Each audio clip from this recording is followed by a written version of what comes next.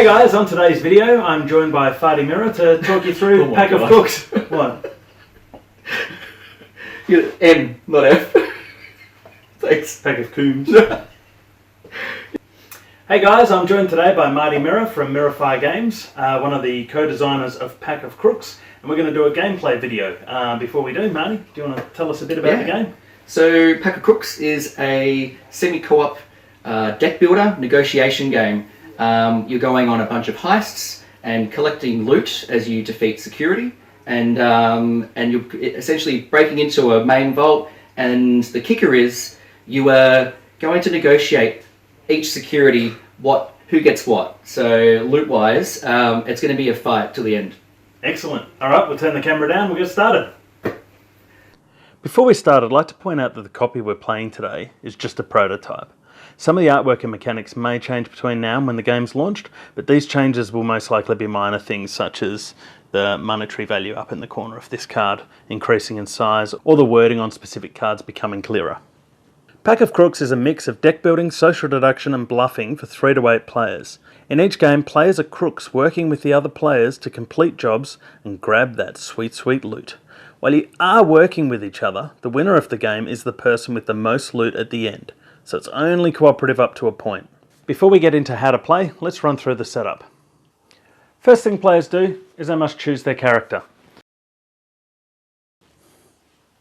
The only difference between these is a unique starter tool and a special skill card that they can play once per game. Each character offers unique advantages, but in general your choice of character won't make or break the game for you. So if you're unsure, just choose the one with the special skill you find the most appealing or interesting. We'll run through the specials in more details later in the vid, once we've explained how the game works. For this how to play video, we've chosen the Muscle, the Safe Cracker, the Thief, and the Hacker. Once each player has chosen their character, they take that character's playmat,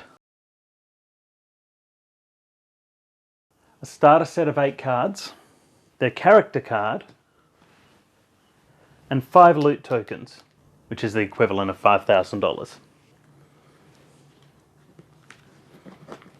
The starter cards are easily identified by matching the colour down the bottom here to the colour on your player board map. Each player will have their own specific colour and are identified as starter cards by their lack of monetary value in the top left corner. That's an important distinction to make, as because this is a deck builder, you'll notice that the backs of all the cards look the same. Each player's starter set contains 7 identical tools and 1 unique. For example, every player will get knockout punch, stethoscope, rope, spider drone, spray paint, lockpick, but the Muscle gets a unique card called Brass Knuckles, which is considerably stronger than the rest. In the Demo Man's case, he gets Thermite Paste, and so on. Players then place their character card face up beside their board there, shuffle their tool cards, place it face down there, and draw a hand of 5 cards. All the remaining player mats, starter cards and character cards are then returned back to the box. They won't be used for this game. Next, shuffle the location cards and draw 6 and put them to the side of the playing area.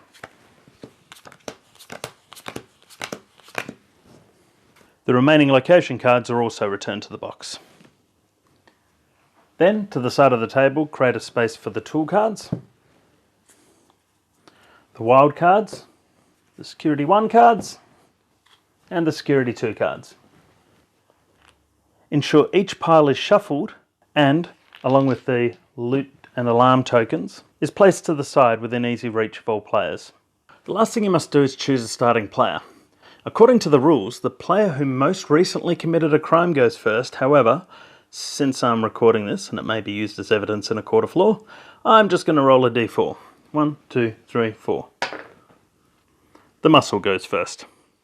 This player then gets the starting player token.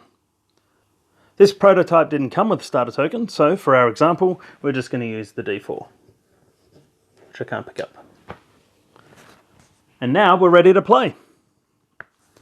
Pack of Crooks is played over 6 identical rounds, each consisting of 4 phases. The first is the marketplace phase, where you're able to purchase new tools for your deck. The second reveals the details of the current heist, including obstacles and the rewards you can potentially gain. During the third phase, players will complete the heist, and then the fourth phase is just a clean-up phase. Let's go into them in more detail. To start the marketplace phase, the tool deck and the wildcard deck are placed in the centre of the playing area.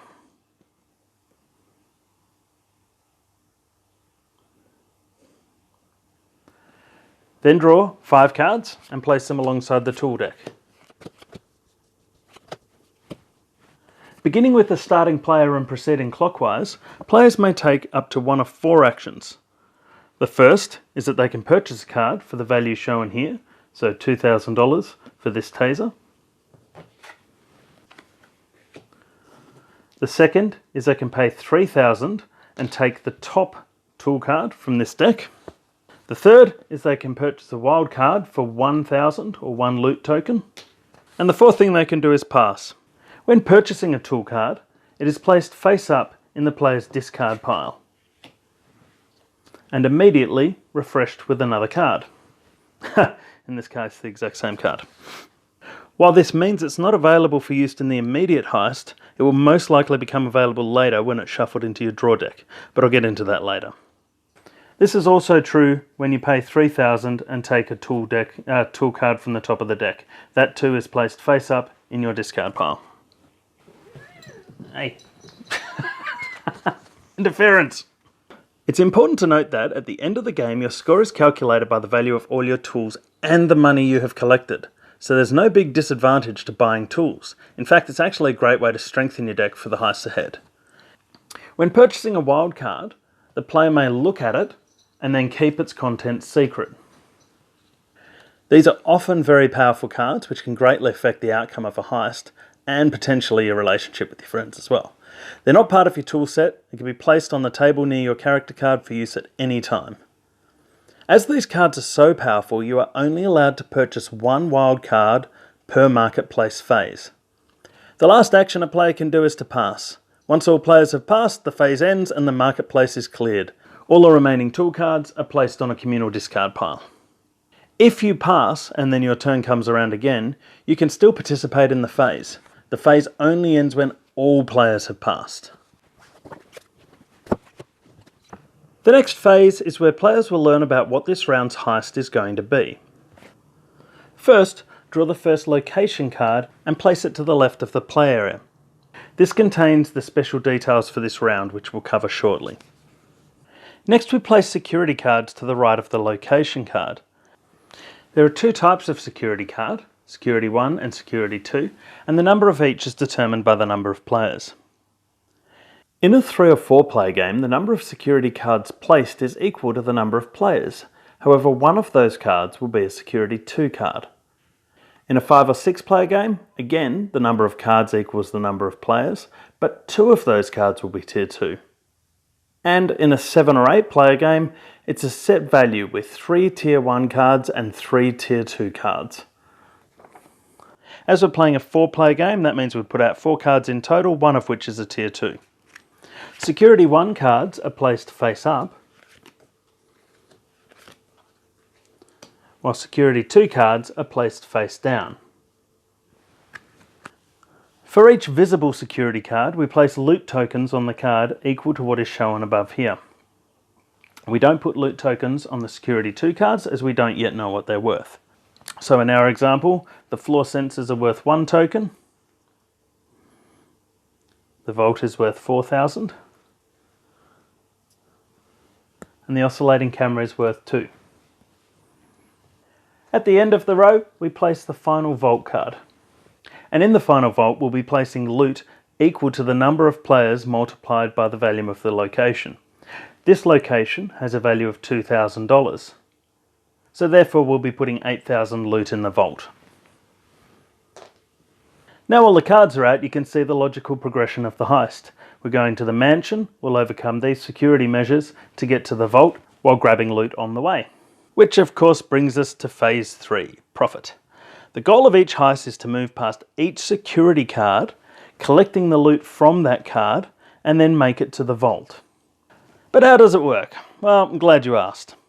Starting from the left and moving to the right, players must play cards from their hand to disable the security measures.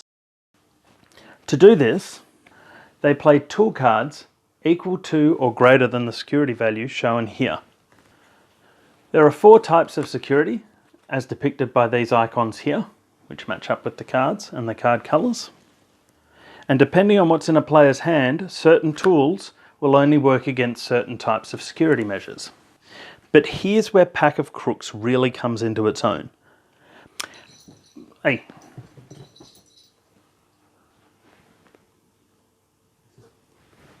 Play doesn't really follow a turn order, but instead is decided by negotiation, sort of. Players can discuss what tools they have, how much they want to help with the current security measure, what they want for their help, and put in bids for the current card. For example, the muscle says I can offer 5, let's pretend we're doing this card. The muscle says I can offer 10 points towards this vault, but I'm going to want 2 of the loot coins for my efforts. Through discussion and negotiation, players must decide who's putting in cards and how the loot will be split. It's important to note that once any card has been played, it goes into the player's discard pile. So if you go in strong for an early security card, you might not have anything left to help out with later. This is especially important when you have the hidden security 2 cards, which are usually much nastier than regular security cards. When all said and done, the highest bid is the winner. And a bid can be either one person bidding an amount, so say the muscle bid 5 for this and the safecracker bid 10. Safecracker's bid would go through because they're the highest bidder. However, if the hacker and the thief teamed up and said, well, between us we can put in 15, then they would be the highest bidder. Of course, they would have to decide how to split 1 coin of loot between them, as in who would get it.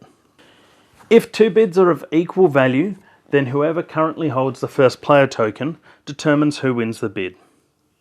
What makes Pack of Crooks really interesting is that the negotiation phase doesn't just end with the highest bidder. For example, previously we had the hacker and the thief teaming up to outbid the safecracker. During the discussion, and before it went through, the muscle might say, look, you know what, it's a waste of time you guys spending that many cards to spend 15 on this. That one could be a blue, in which case we've spent 15. I'll let you guys have the loot, and I'll just use my card because mine's only a 5 and it's not worth that much. In this way, players must work together in a way that's mutually beneficial whilst looking after their own bottom line at the same time. Once all the security measures have been beaten, if you make it to the loot, everyone receives an equal share of the loot that's contained in the vault.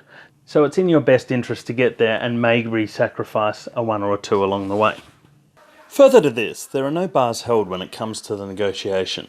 You can bribe, threaten, lie, coerce as much as you wish. You're also not restricted to elements or components from the game. You can promise to help someone later, get someone a beer, feed someone's fish next time they're on holiday, give a massage or whatever. Just remember that it's a long game though. So if you offer to buy me a drink in round 1 and Dave doesn't get his beer, I'm probably going to remember that in round 3 when you need my help with something else. There is one rule with regards to the lying element though. You're allowed to lie about what's in your hand, but not about what you're offering for a bid. For example, you might say that you'll team up with someone else and contribute 5 towards the current security card. You could say that you have a 15 card as well, which you want to save for use down the track. You're not allowed to lie about the 5 you're actually bidding to contribute, but you can lie about the 15 that you're saying you'll spend later. Again, further to my previous point, you want to be careful about what you lie with, because if you betray someone's trust now, there's not much incentive for them to trust you later. If you manage to beat a security card, the players who'd contributed discard their tool cards, split their loot as agreed, and continue to the next card. All loot is played onto their card in their on-the-job space. This space is susceptible to theft from other crooks, which we'll cover later, and should be kept separate from the in-the-vault space, which is safe. If players didn't manage to beat a card, or they chose not to, an alarm is triggered. You grab some alarm tokens, and place 1 on every card to the right of that token, including the vault. Each alarm token on a card adds +2 to that difficulty. So, for example, the oscillating camera had a difficulty of 10, however now it's 12. If another alarm was triggered, 14, 16, and so on. Further to this, you might have noticed that an alarm went into the vault. On your location card here is a small token. That one's a bit hard to read, but that one says 3. What that means is that if at any point there are 3 alarm tokens in the vault closes and nobody is able to get that loot. The only loot you'll be taking from this heist is what you pick up along the way. Follow all that? Good, because there's 3 more things to note. The first is that each location has a special condition. For example, this one is you stash some tools in a nearby bush. You may discard a tool and pick up a new one. Other cards, like Casino, say things like you have been busted. At the end of the job, you must either spend $2,000 for bail or trash a card from your current hand. When something says to trash a card, that means remove it from the game. Or bank. This bank is on high alert from recent robberies. All loud tools cannot be used. Which is a beautiful segue into something I nearly forgot. Some tools have this loud icon on it. What that means is that if you use this tool to complete a job, it triggers an alarm anyway. So you might use that tool to pass that card, but then everything after there is going to get an alarm token. The second thing to note is that some tools have multiple purposes. They can be used for their value in overcoming a security card, for example 15 points for either red or green, or they can be used for the text at the bottom. My personal favourite is this card, the taser. So, there are 2 ways to use this card. The first is that you can play it towards a security card. Sorry, I didn't have one out. So if you played this card towards a security card, it would count as 5 towards that, and you would then be able to zap a player and steal 1,000 from their bag. Note their bag is here, the vault is there, so that means you can steal $1,000 from another player. If they didn't have any, obviously couldn't do it. The second thing you can do with that card is you can just discard it anytime, not towards the thing. You can discard it down there and play the effect. In this case, you may choose to discard it, for example, knowing that there are no red cards there, or maybe no red cards there. You can discard it now and take the benefit. Some cards allow you to view Security 2 cards. Some cards allow you to flip Security 2 cards. They all have different purposes. Some cards let you pick up extra cards, so you may discard the card in the hope that the card that you pick up is going to be better. Or you might even do it as a result of a threat to another player, like, let me take that loot or I'm going to ditch this card that's worth 15 and we won't be able to make it past the security later. Last thing you can do is you can play wild cards. They can usually be played at any time, unless the card states otherwise, but their action will usually help determine when it's best to use them. For example, the mulligan card allows you to discard all security cards and draw a new set, but can only be used at the start of a job. Black market card halves the cost of the next tool you buy, so it'd only really be useful during phase 1.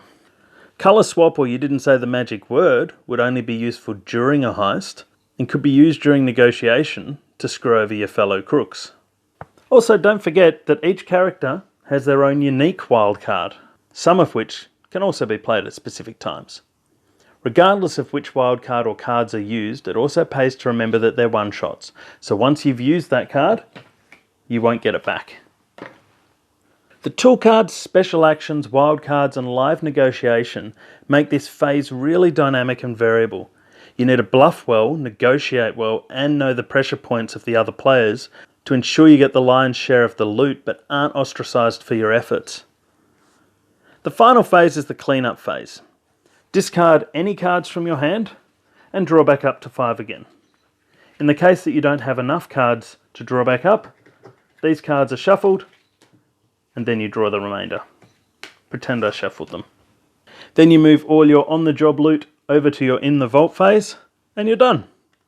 The game ends when rounds have been completed for all 6 of the locations you separated at the beginning. Players then count up their total loot to determine the winner. Loot consists of both loot tokens and the value of any tool cards that they bought during the course of the game. Oops.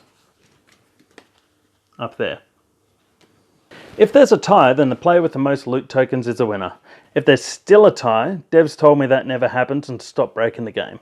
Actually, what they said was that if the game ends in a tie, it just ends in a tie. Hope this video helped you learn how to play Pack of Crooks. It's one of those games whose open play negotiation format makes it hard to describe in a formulaic manner, but it does make a lot more sense after you've played a couple of rounds. We might even try to get some people together to play a sample game and show you how it works in action. If that's something you'd like us to try, please comment below or send us an email.